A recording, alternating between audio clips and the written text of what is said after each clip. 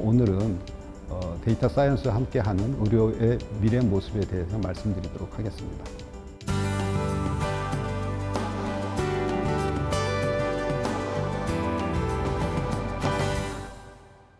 지금 빅데이터 시대, 4차 산업혁명 시대, 헬스케어 가장 큰 당면 과제는 의료의 질 향상과 치료 효율을 제고해야 된다는 그런 사회적 니드를 받고 있습니다. 반면에 우리가 잘 아시는 것처럼 분석 가능한 데이터가 증가하고 있고 데이터 분석 기술은 아주 눈부시게 발전을 하고 있습니다. 그래서 이제 이런 것들이 이제 헬스케어 코스트를 낮추는데 굉장히 중요한 역할을 해야 되겠다고 이제 사람들이 생각을 하고 있습니다. 또 다른 측면에서 헬스케어 코스트를 줄이는 방법을 생각을 해볼 수가 있습니다. 이거는 이제 조기 사망에 영향을 미치는 원인들을 카테고리별로 해서 분석을 한 겁니다. 제네틱 프리디스포지션이니까 이게 이제 타고난 게 한 30% 되고요. 소셜 서컴스탄시스는 이제 직업이나 결혼 상태, 소득 수준 이런 것들입니다. 그게 한 15%. 올해 폭염 때문에 온열로 인해서 온열 질환 사망이 증가했다, 미세먼지 때문에 사망이 증가한다. 그런 것들이 한 5% 되고요. 병원에서 관련된 것들이 한 10%가 됩니다.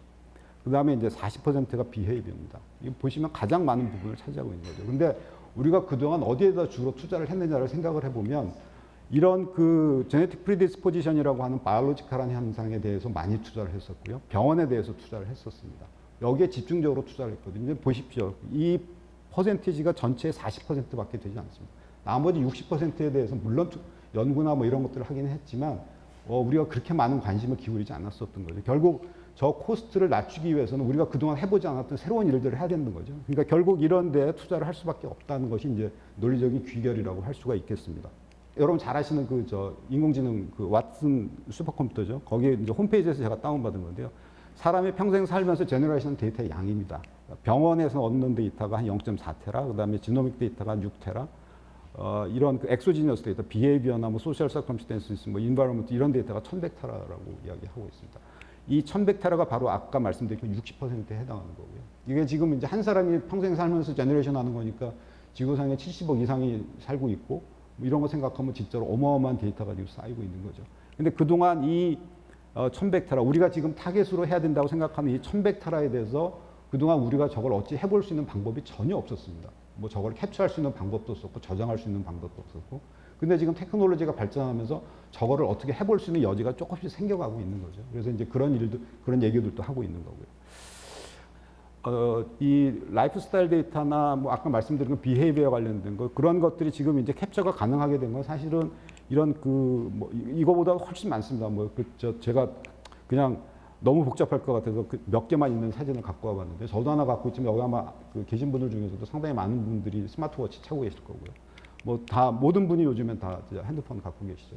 저런 것들을 통해서 아까 말씀드린 비헤이비어나 소셜 서컴스탄시스, 인바이러먼털 데이터 이런 것들을 이제 모을 수 있게 된 거죠. 저걸 어떻게 이제 해볼 수 있는 여지도 생겼고요. 우리나라에서는 프리시전 메디신 그러면 주로 지노믹스에 관련된 것만 많이 관심을 갖습니다. 그런데 사실은 자세하게 내용을 들여다보면 그거보다 훨씬 더 중요한 내용이 있습니다. 이게 바로 리서치 코호트입니다.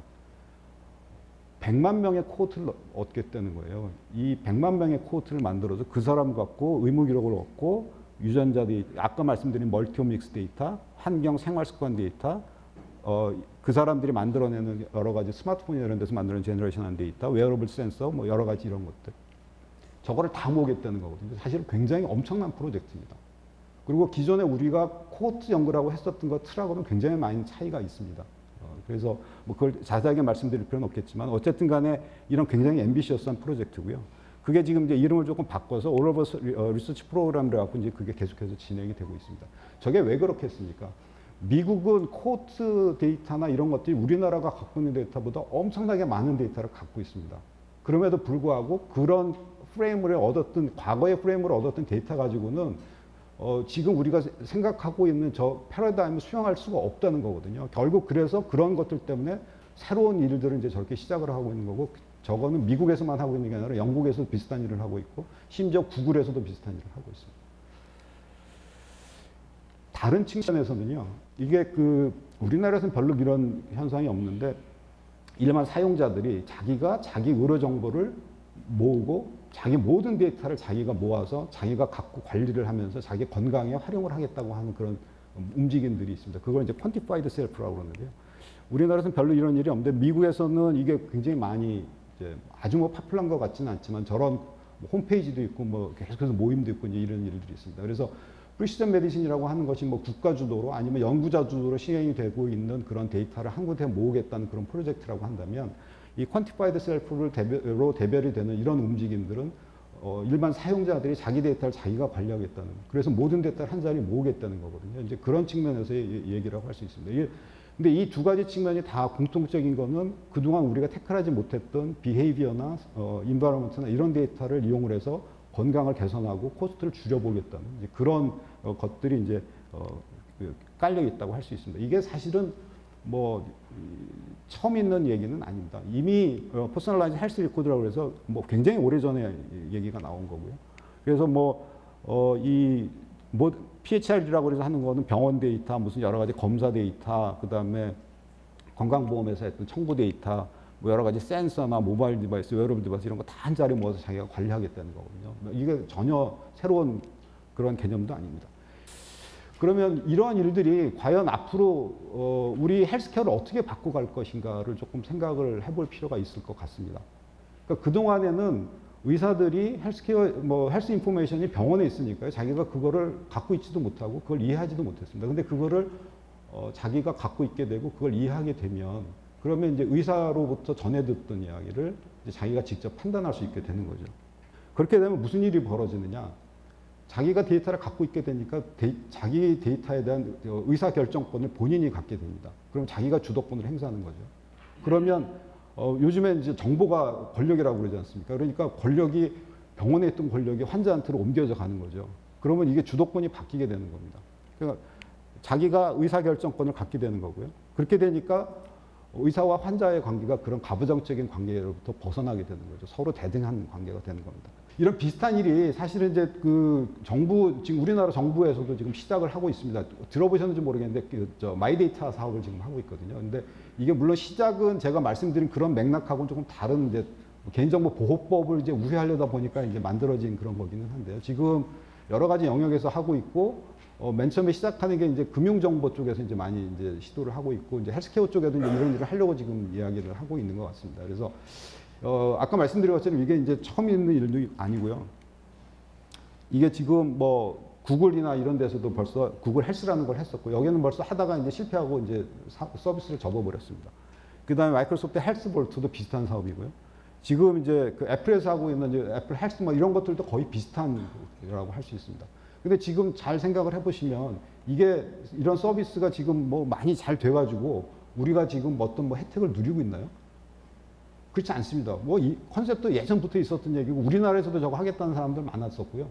근데 우리나라는 뭐 사실 법적 제도적 제약 때문에 뭐 실패할 거가 당연하다고 할 수 있지만 미국은 그렇지 않지 않습니까? 그런데도 미국에서 별로 반향을 못 일으키고 있거든요. 뭐 그거를 이제 분석한 그런 겁니다. 여기는 다 테크니컬한 거고요. 근데 사실 저는 저거보다 훨씬 더 중요한 문제가 있다고 생각을 합니다. 그게 뭐냐면 이게 잘 아시는 하이프 곡선이고 이제 캐즘인데 이게 새로운 테크놀로지가 나오면 이 캐즘을 넘어가야 된다는 거죠. 그러니까 뭐 아주 열광적인 테크놀로지를 아주 좋아하는 그런 열광적인 사람들뿐만 아니라 전체 대다수 국민한테 사회 구성원들한테 받아들여질 수 있는 뭔가 실질적인 가치를 줘야 된다는 거거든요. 근데 PHR이 과연 그런 가치를 줬느냐를 생각을 해볼 필요가 있을 것 같습니다. 그러니까 제가 생각하기에 뭐 그게 의료 민주화가 됐든 저런 마이데이터 사업이 됐든 저런 것들이 성공을 하려면 일반인들이 자기가 헬스케어 인포메이션을 받았을 때, 헬스 인포메이션을 받았을 때 그거를 이해할 수 있어야 되고 그거를 자기 건강관리에 활용할 수 있어야 되고 뭔가 다른 뭐 심지어는 돈벌이에도 이용할 수 있고 뭐 이렇게 된다면 훨씬 더 좋겠죠. 이제 그런 것들이 선행이 되어야 된다고 생각을 합니다. 저는 거기에 바로 데이터 사이언스의 역할이 있다고 생각을 합니다.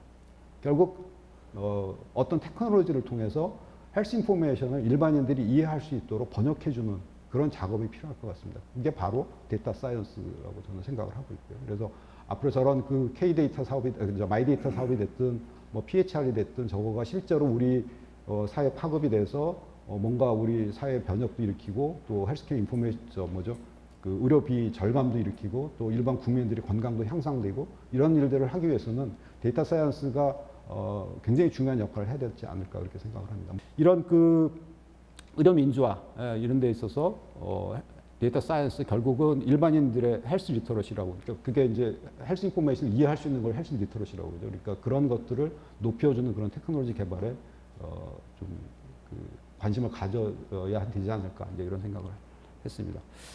또 하나는 이제 마지막 슬라이드인데, 그런 말씀 하시는 분들 계십니다.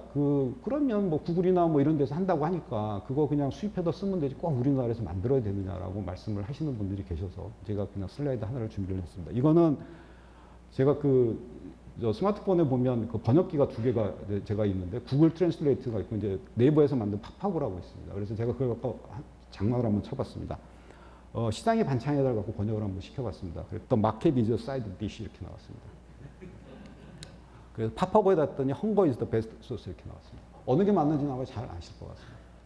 그러니까 이 얘기를 하면 데이터 사이언스 하는 사람들은 그 구글이 그 알고리즘도 좋고 이제 그 데이터 드리븐이라 지금은 그렇지만 앞으로도 좋아질 거고 뭐 이렇게 말씀을 하십니다. 그리고 뭐 팝하고는 저 네이버에서 사람 시켜갖고 노가다 시켜갖고 저렇게 만든 거다 이렇게 말씀들을 하시는데, 제가 말씀드리고 싶은 건 뭐냐면 아무리 저거가 훌륭한 알고리즘이 뭐든 간에 현지화가 필요한 거죠. 헬스케어는 현지화가 절대적으로 필요한 거거든요.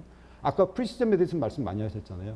그러니까 평균적인 거 갖고 아니고 좀 더 스페시픽하게, 좀 더 타겟팅을 해서 하겠다는 건데, 외국에서 만든 거 갖고 우리나라 들여갖고 그게 맞을 거라고 생각할 수가 없습니다. 그래서 헬스케어는 저런 헬스케어 현지화가 반드시 필요한 것이고, 그렇기 때문에 이런 우리나라에서도 저런 거를 하는 노력을 반드시 해야 된다, 이렇게 말씀을 드리면서 제가 준비한 내용은 여기까지입니다. 감사합니다. 오늘은 저는 내 영상을 다루는 임상의사로서 데이터 사이언스의 통계와 수학적 방법을 통해서 어떻게 내 영상을 임상에 꼭 필요한 도구로 만들 수 있을지 설명드리겠습니다.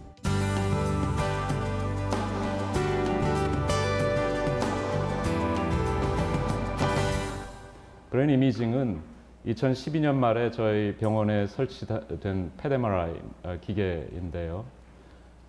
이 펫 MRI 기계가 합쳐져 있습니다. 그래서 이미징 하면은 엘렉트리컬한 액티비티를 재는 그런 메저먼트를 빼고는 레스팅 fMRI부터 시작해서 이 화이트 매터와 연결되어 있는 거, 그리고 이제 애브노멀 프로테인, 치매 때 나타나는 프로테인을 이미징하는 펫까지 모두 한꺼번에 30분 안에 다 나옵니다. 그래서 요즘은 이제 저걸 이용해서 코리안 데이터베이스 치매 전조 단계에서 어떻게 치매로 넘어가는 사람들이 어떤 특성을 가지고 있는가 하는 거를 저희 정신과에서 열심히 조사하고 있고, 저는 이제 그 데이터를 받아다가 수학과 통계를 이용해서 어떻게 퍼스널 커넥터믹스라고 합니다. 그러니까 그냥 분포만 보는 게 아니라 연결성까지 조사를 해서 개개인 환자 또는 아까 의료 고객, 헬스케어 고객이라고 말씀 들으셨죠? 그 고객들이 아직 환자로 진전되지 않은 분들이 어떻게 될 건지를 예측하는, 그러니까 결국은 브레인 이미징을 한다고 해도 두 가지입니다. 하나는 대상 검진 받으신 분들 분류해 드리는 거고요. 두 번째는 그 중에서 혹시 이상이 있을 거라고 예측되는 사람들은 어떻게 될 건지 예측해 드리는, 이 두 가지이고, 둘 다 들으시면 즉각적으로 이거는 통계의 문제구나, 그 통계 기반에는 수학이 있구나, 이렇게 이제 짐작하실 수 있을 겁니다. 우리가 환자 코호트를 만들려면 대개 저희가 중증 난청 다룰 때 6년 걸렸고요. 치매 지금 저희 동료가 정신과에서 다루고 있는 거는 거의 한 8년째 500명쯤, 이렇게 어려운 일입니다. 그런데 다행히 그 사이에 앞서 나간 분들이 이 공공 영역에다가 이와 같은 어려운 데이터들을 많이 올려놨습니다. 그래서 전부 다 다운로드 가능하고, 그다음에 볼 수 있는 눈만 있으면은 조사할 수 있죠. 그래서 결국은 사람이 되었던, 이건 이제 역사적으로는 의사가 했던 거고, 그다음에 이제 AI 전문하신 선생님들이 한 20년 만에 굉장히 쉽게 만들어서, 심지어 저희도 딥러닝 공부해서 알고리즘 깃허브에서 가져다가 그다음에 갖고 있는 퍼블릭 데이터를 분석할 수 있게 됐습니다. 저는 그래서 이제 앞으로 남은 그 몇 장의 슬라이드에서 브레인 이미징을 이 데이터를 다루는 두 가지가 통계하고 위상 수학이라고 지금 말씀을 드리겠는데 어떤 분은 이제 위상 수학이 아니고 다른 수학이라고 얘기하실 수 있습니다. 통계는 왜 그러냐 하면 저희 관찰하고서 이걸 비교를 하려면 대상이 10만 개입니다. 그러면 멀티플 컴패리슨에 덫에 걸리게 되고 이게 이제 각 복셀에서 차이를 보여드리는 건데 이게 1000개만 드릴 겁니다만 이렇게 많은 컴패리슨을 해야 되는데 커넥션을 분석하게 되면 n개하고 n개 커넥션이니까 n 컴비네이션 2의 디멘전이 제곱으로 늘어납니다. 더 복잡하고 딥러닝이 2D밖에 못 다루는데 2D를 잘 다룰 수 있는데 3D로 가면은 벌써 힘들어하는데 저게 스퀘어로 늘어나게 되면 어렵죠. 그래서 어떻게 했냐면 저희 학생 때 배울 때는 이런 방법이 통할 거라고 배운 적 없는데 있는 데이터 가지고 마구 섞어서 한 10,000번쯤을 돌리게 되면 이렇게 실제로 마구 섞였을 때 어떤지 이건 이제 population inference는 없습니다. 아예 그냥 그 내에서 진짜로 차이가 나는지를 조사할 수 있어서 그거 가지고 쭉 하고 있는데 이러다 보니까 이제 어떤 문제가 있냐 하면 false discovery rate를 컨트롤하면서 실제로 false non-discovery라고 할 수 있는 걸 잘 찾을 수 있는 이게 문제가 됐고 그래서 그 문제는 어떤 방법으로 푸느냐 하는 게 여기 계신 이영조 교수님 방법으로 푸는 게 적당하다 해서 이렇게 false discovery를 잡으면서도 non-discovery가 그러니까 있는 거 못 찾는 거가 50%쯤 되던 거를 3%로 줄였더니 남녀 차이도 나타났는데 이게 진짜인지 아닌지는 모릅니다. 방법이 이렇게 듣는다 하는 거를 이제 보고 드렸고 그게 통계 방법으로서 저게 이제 커넥션까지 분석을 해줄 수 있게 되기를 앞으로 이제 해야 됩니다. 그래서 이영조 교수님 팀이 그래서 이제 DSC라고 했죠. 데이터 사이언스 센터를 운영해 오셔서 지금 올해 끝났고 작년에 이제 수학하시는 선생님들이 토폴로지컬 데이터 아날리시스 아까 말씀드린 그런 방법론이 빅데이터에 적용하게 되면 일반적인 선형적인 방법으로 찾을 수 있는 것보다 훨씬 데이터가 갖고 있는 인포메이션을 제대로 반영할 거다 해서 그러니까 수리과학부 교수님들이 수학자 선생님들이 저희 얘기를 들어주시기 시작했습니다. 저희가 오랫동안 기대했던 거고 그 방법을 유전체에다가 적용한 게 이제 국제적으로도 나오기 시작했고 혹시 그러면 딥러닝 가지고 우리가 직접 할 수 없으니까 할 수 있겠느냐 하는 거를 가장 저희 팀 중에 가장 젊은 교수한테 정리를 시켰더니 이와 같이 했고 이 복잡한 슬라이드를 한마디로 말씀드리면 딥러닝을 머신을 가르쳐서 우리를 사람을 돕게 의사를 돕게 만들려면 다 가르쳐 줘야 됩니다. 알파고 가르치기 위해서 이세돌 기보를 다 집어넣고 커제하고 게임하기 전에는 커제 기보를 다 넣어야 됐는데 사람은 unsupervised 스캔티 데이터 가지고 unsupervised 되거든요. 그래서 그거를 흉내내게 그래서 사람 없이 머신이 처리하기 위해서 이제 CNN부터 시작해서 여러 가지 프로그램들이 있고 여기 이제 복잡한 슬라이드입니다만 이 친구가 공중보건이 근무할 때 시간이 많으니까 이런 일을 했습니다. 지금까지 알려지는 공공 데이터 가져다가 예측할 수 있냐 경도 인지 장애에서 할 수 있다 하고 아카이브에다가 실었더니 그 다음 날로 MIT에서 주목할 만한 발표가 있었다. 그래서 천안의 보건소를 번역한 겁니다. 천안 퍼블릭 헬스 센터에서 발표했고요. 이 일을 하는데 자기하고 카이스트 출신의 AI 전문가인 과거 동기 둘이 다 한 겁니다.